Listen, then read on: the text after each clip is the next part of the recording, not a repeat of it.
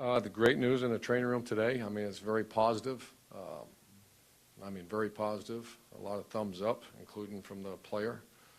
Big thumbs up, smile on his face. He's as competitive a human being as I've ever been around. He plays well in this game. He made that very clear to me a couple thousand times in the last 2 days. I love him. I think he's doing everything he possibly can do, and our training staff's the best in college football. So that's all positive. The negative is it's a sprained ankle, and we know what sprained ankles means. So we're going to boot him, and he will not do anything until later in the week. As at this point, I'd say he's questionable, and I'll give you more as we go. Saturday was a lot of that when he just managed the game the way he did, and the 2-minute drills when I jogged off, I said, wow, that was.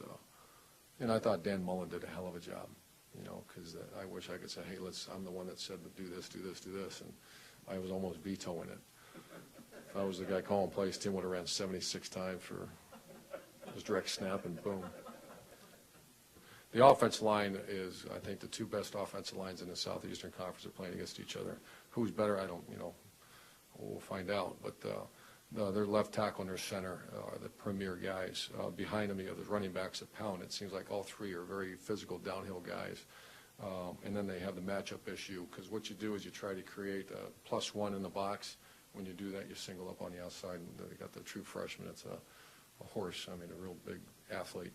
So, I think that's a little bit about, same with us. Someone told me today our tailback position is 1,700 yards from the tailback position this year. So it might be contrasting. However, at the end of the day, I think the team that is most effective running the football is going to win the game. Any championship level game, the field position element, especially when you're facing defenses that are just kind of, this is going to be one of those games. It's going to be hard to move the ball. I hope it's hard for them to move the ball. It's going to be hard to move the ball. Every yard, every 10-yard increment is going to be critical, and it was 2 years ago. It's certainly going to be that in this game. And the thing about football is the best teams win, and that might sound kind of bizarre, but when you tackle well, you play good defense, you play excellent special teams, and you manage the offense, you usually win.